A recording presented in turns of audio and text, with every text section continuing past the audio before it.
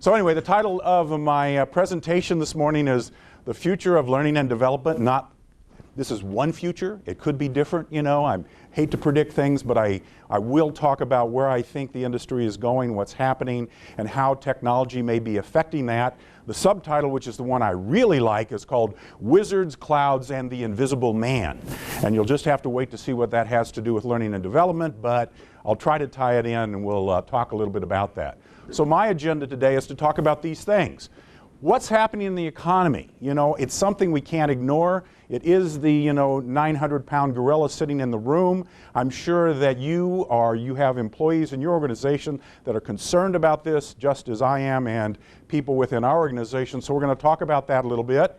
I just read an article in CLO magazine, and the guy's name is Jay Cross, and I got a copy of it over here, and he said, "Is the learning industry dead?" So I'm going to respond to that because I don't think it is. So we'll talk a little bit about that. I don't know if anybody reads Jay Cross's blog or column or whatever. You get a little bit of it or whatever. And he's kind of sensational and all that other stuff. And I like him, but I'm going to have a rebuttal to that. How's that? How can technology help us if we're looking at our job and we're looking over our shoulder? This idea of being bulletproof, there is no bulletproofing your job. But I will talk about, because I've been involved in the learning and development industry for over 30 years. I went to my first ASTD meeting in 1977, Barb, since we were talking about that. Of course, I was in grade school at the time. But I've been involved in the industry for many, many years. And as Barb and I were talking, she's been through 4 recessions.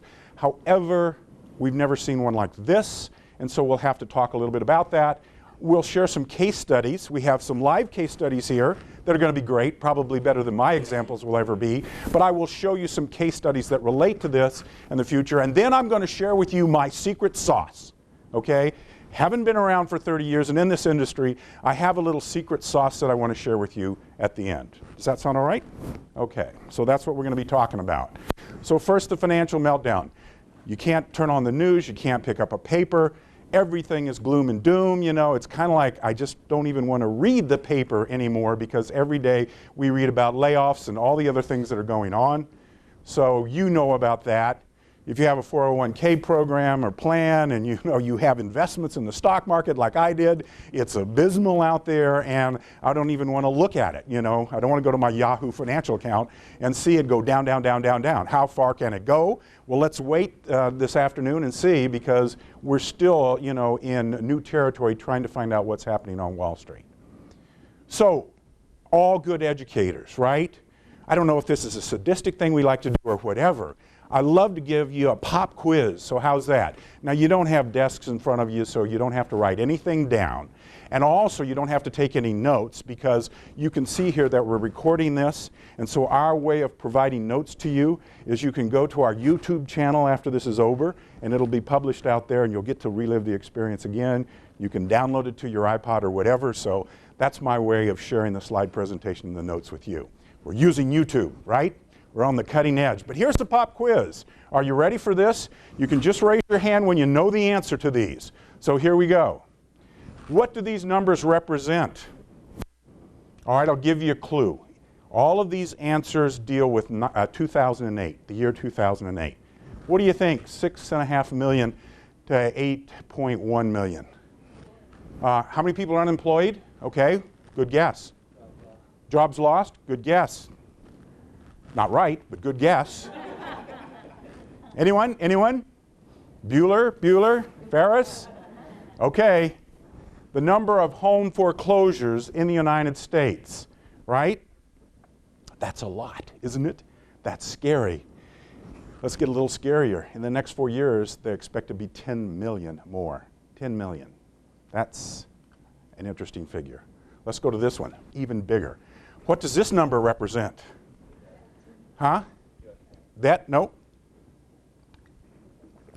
What? Deficit? Nope. Nope.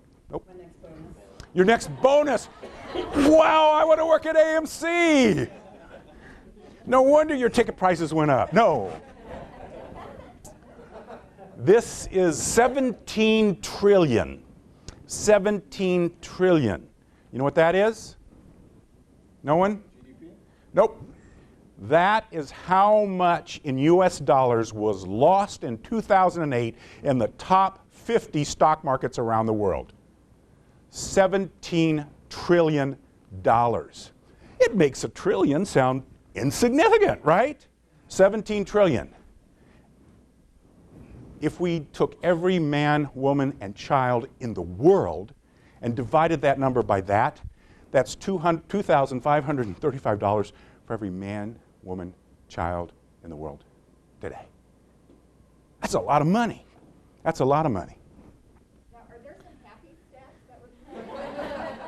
You know why I'm sharing this with you? You know, if we start low, we can end high, you know? You know that old technique? I'm a classroom trainer. I got to do something, right? And Will always accuses me. He says, you're always so upbeat. You're, you know, the entrepreneur, you know. Lay it on them, you know. And it's like, I'll leave it up to the sales guys to make you feel better, you know. But anyway, that's what it is. Now, here's the quiz. Can you name, out of those 50 world stock markets, 5 or any country in the top 5 worst ones? In other words, the percent value lost. Give me some in the worst ones. Who lost the most in 2008? Russia won. Good answer. What else? Huh? Good answer. Yes. Anyone? Japan? We'll see. Anyone? Korea?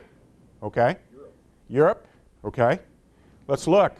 Russia #1, Ireland #2, Greece, Norway, India, Brazil, and China. Okay?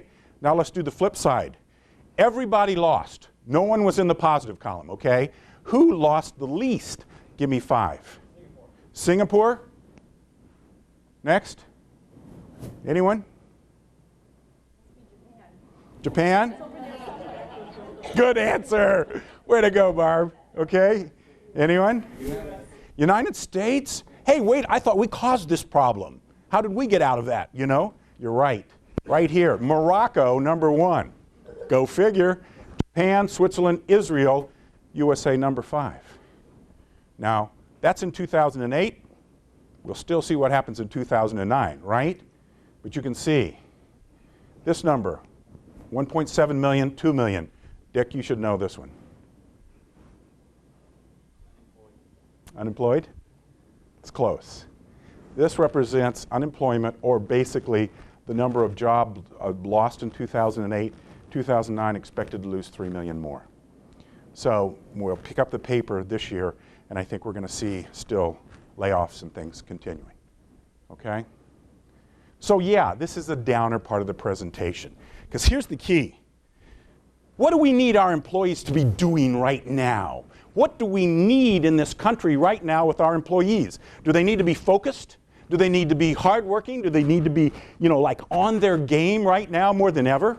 How are we going to get out of this if they're not? And yet, because of all this news and everything that's going on, what's really going on? Who's looking over their shoulder? What are they worried about? And rightfully so. So we're right in the middle sort of this challenge, if you will, that says, hey, right at a time when I need my people to be the most productive, they're probably going to be less productive because they are worried. They are worried. So we have a great challenge, okay? In our industry, we have a great challenge. How do we help turn some of this thing around? And as I said, I'm going to share some secret sauce with you and talk a little bit about that, but I think we have a great challenge, and it goes far beyond just technology. But there are some answers here, I think, as we move into the future that I think are exciting, that may be able to help us out. No one knows for sure. Even though I've been around a long time, I was a state training administrator for the state of Iowa many years ago and developed the Iowa Management Training System. I don't even know if it exists anymore. And I've been a training director for a company called Massey Ferguson. Anybody remember that company? The red combines and the red tractors, right? So I'll talk a little bit about that. But right at the time when we need people the most productive, we've got people looking over their shoulders. So we've got to do something about that. So I told you I was going to talk about Jay Cross right here and his article.